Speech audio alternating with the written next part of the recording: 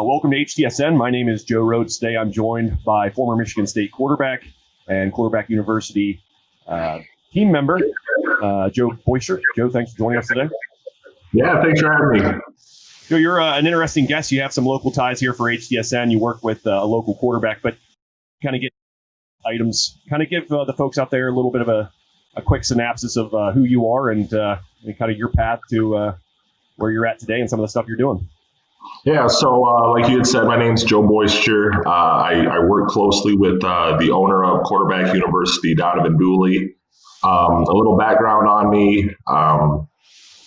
In high school, I got to experience a lot of cool things.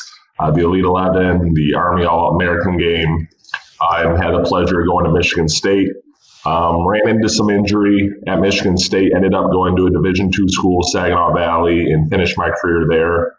And currently, working with Quarterback University, we travel. We see a lot of different quarterbacks, whether it's via Zoom or in person with our camps. So it's just great to, truly travel the Midwest and all over the United States and get to know these guys and help them with their aspirations. Yeah, and you mentioned a moment ago you attended Michigan State, and it's kind of rarefied air when you get to be a Division I quarterback. So talk about that whole experience, how it kind of came about, and just sort of the ins and outs of being a Division I quarterback in a Power 5 conference. Right. So a little background, my junior year in high school, I was committed to Boston College, fell in love with them. They were my first offer, essentially. In the back of my mind, I always wanted to go to Michigan State. My grandfather coached there under Duffy Doherty. And then he went on to be the head coach at Eastern Michigan. So Michigan State, it was the in-state school. My family had gone there. They didn't come till late when they offered. So I eventually, when they did offer, I decommitted and decided to go there. Not a bad thing to say about the program or Coach D'Antonio. Coach Narduzzi was the defensive coordinator now at Pittsburgh, the head coach there in your area. Great guys. In the relationships and the experience that I had, football aside, it's stuff that I'll remember forever. So truly grateful for the green and white. And that experience you just spoke of is such a great resource for these young quarterbacks that you're working with now. In your own opinion, in your own experience, how valuable is this information that you feel like you're able to pass down to these guys and provide that resource? Right. Everybody's different. Everybody looks for different things with trainers when it comes to quarterbacks. Something that, I think I do a good job of bringing is the real life experience. I can't speak on that at the next level, but for the high school and the collegiate level, having those experiences, the ups and downs, and I promise you there'll be a lot of downs throughout your experience. I think I can relate to the kids and just tell them how it is. It's not all sunshine and rainbows. There's a lot of days that you're not going to feel like doing it, but at the end, it just makes you a better person. The experiences, the friendships that you have will last forever.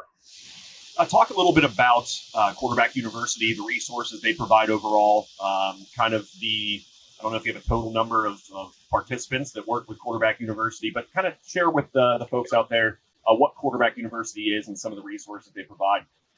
Okay, so Quarterback University, we're mostly based out of Michigan. Donovan Dooley, I just had a Zoom call with him 2 nights ago, and he told me that this was his 10th year of doing it. He has really set the foundation and the work that, is carrying on 10 years later that I'm a part of now. We deal with kids from 7 years old all the way to some of the guys playing, in Power 5 conferences, and there's a slew of them. So we have a lot of resources, whether it's experiences, field work, Zoom work, coverages, really going that extra mile to get high schoolers prepared or get them used to what it's going to be like at the next level. About how many quarterbacks do you feel like are under your tutelage right now? Honestly, there's too many to count. Whether, we have kids, quarterbacks that are in Canada that do Zooms with us. We flew out to Arizona, we're in Pittsburgh, we're in Ohio, we're all over. So to put a true number on it is pretty difficult to do. and you just kind of mentioned it there. You have a wide reach of quarterbacks, not just in the United States, but in Canada, as you said there. Um, it seems as though with that being the format, you guys have had to become familiar with meetings just like we have right now and teaching these kids over this platform. How much does that help you guys during this time, having some familiarity with teaching kids in this setting?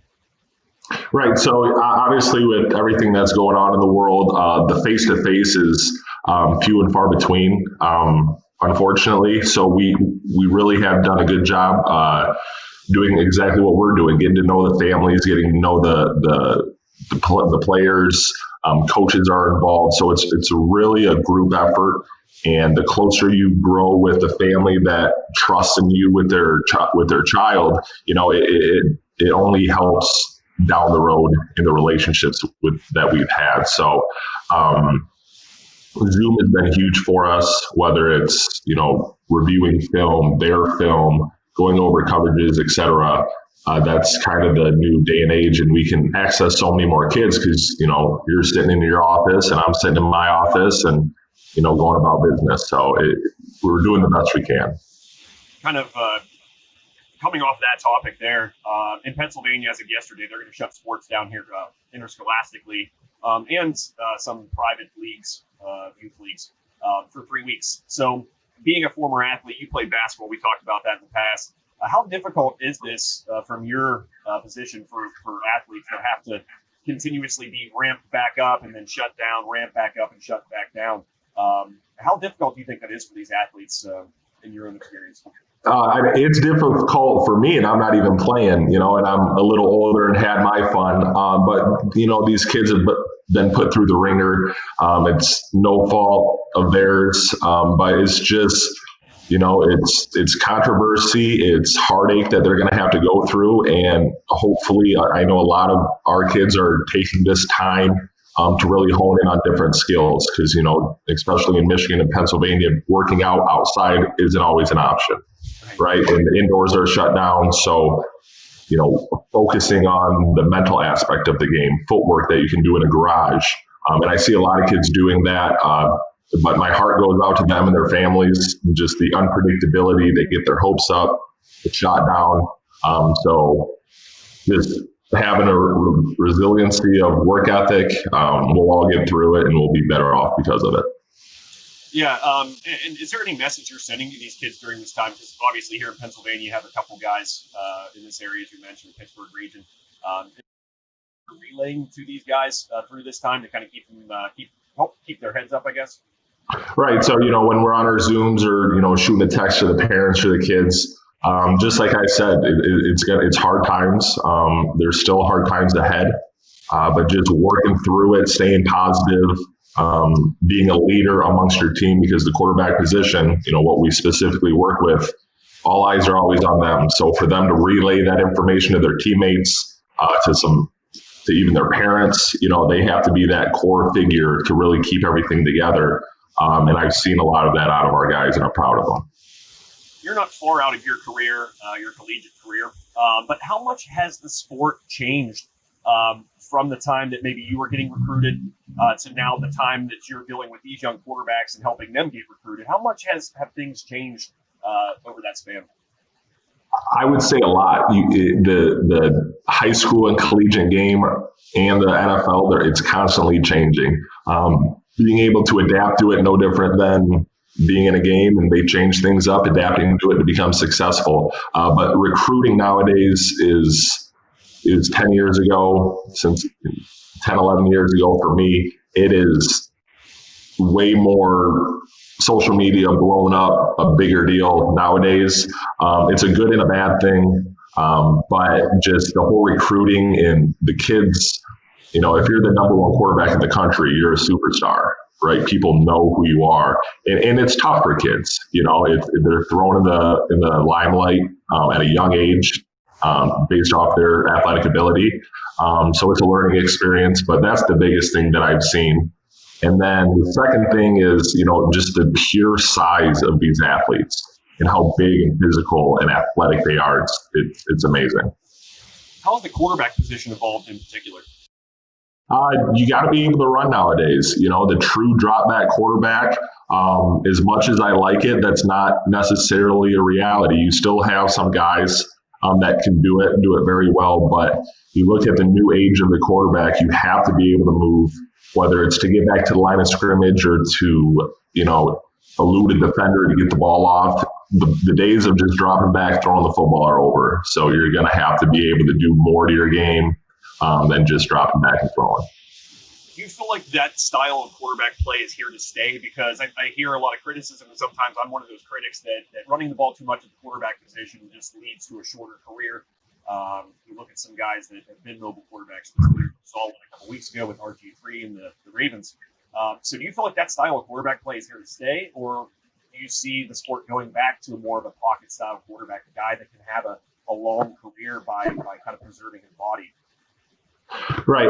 That's a good question. I think it just kind of depends on the scheme. You see certain schools and professional teams that they have a certain type of quarterback that fits their scheme. It seems like more schemes are going more of having an elusive quarterback, but I guess we'll just have to wait and see. But to have both is nice, to have a drop back quarterback to watch one night, and then a guy that can kind of run around, a Patrick Mahomes type of guy. It just makes the sport all that more interesting. So I guess we'll just wait and see what happens, and whatever it is, I'm sure it'll be effective. Talk a little bit about too. You're a guy that's counted on to be sort of an outlet for these quarterbacks. Who might have been a similar kind of figure for you in helping progress your football career?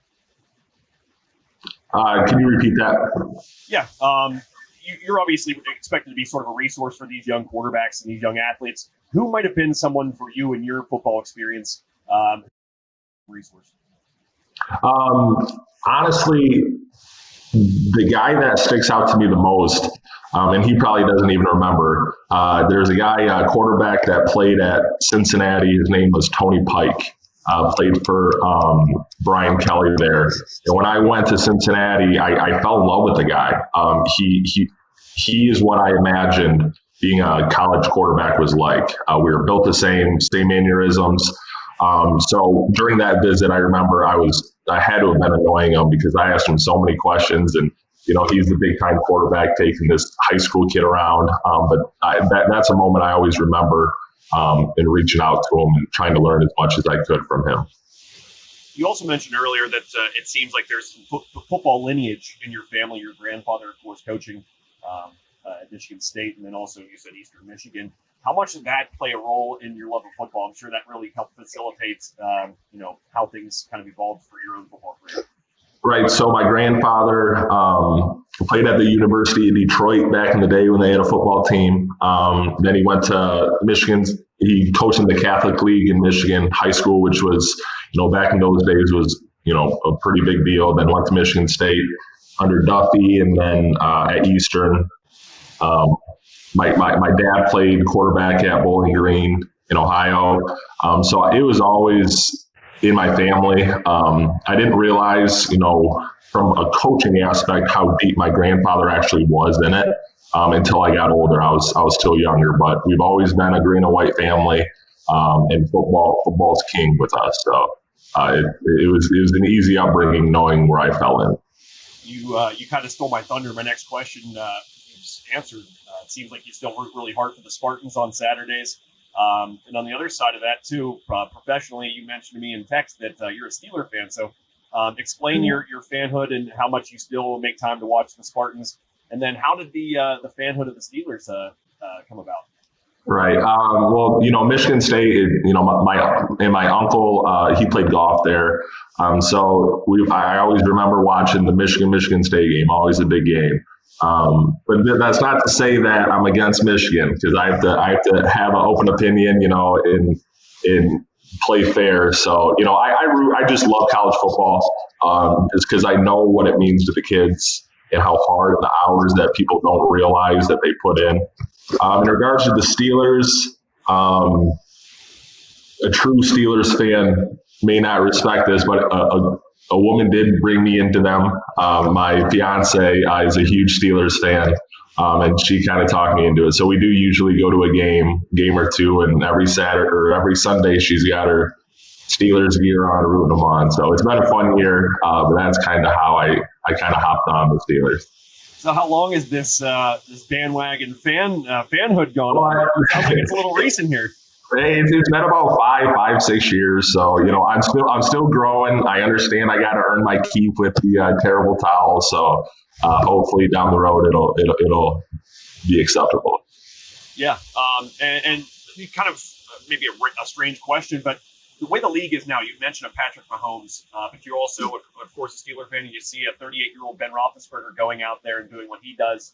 Talk about the league right now as it stands and these new age quarterbacks, whether it's Lamar Jackson or Mahomes, like you said, and some of these wily veterans, how they're able to still get it done in this league, whether it's Drew Brees, Tom Brady, Ben Roethlisberger, etc. Right. So you kind of have the new era and the old era, right? The Roethlisbergers, the Bradys, the Brees.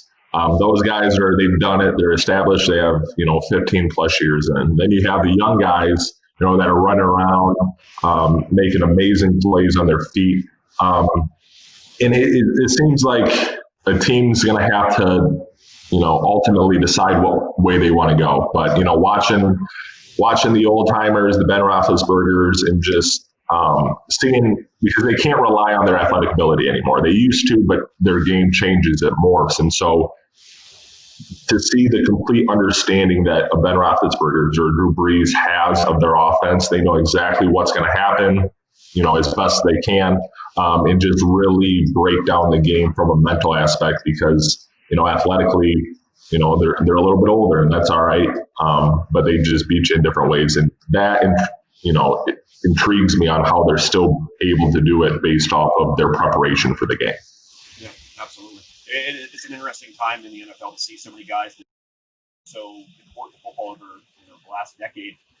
Yeah. Manning, of course, was a guy in that group. He retired a couple of years back. But it is interesting to see how much the position has evolved, but still how there are some of these old gunslingers out there like Big Ben.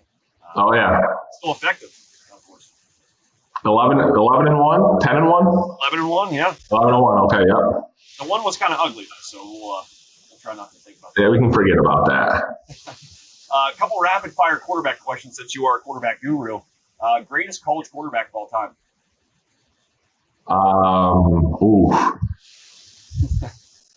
I'd say Robert Griffin Jr. is up there for me. All right. Wow. Or Vince Young. Vince Young's a good call, too. He's up there. Who's the greatest pro quarterback of all time?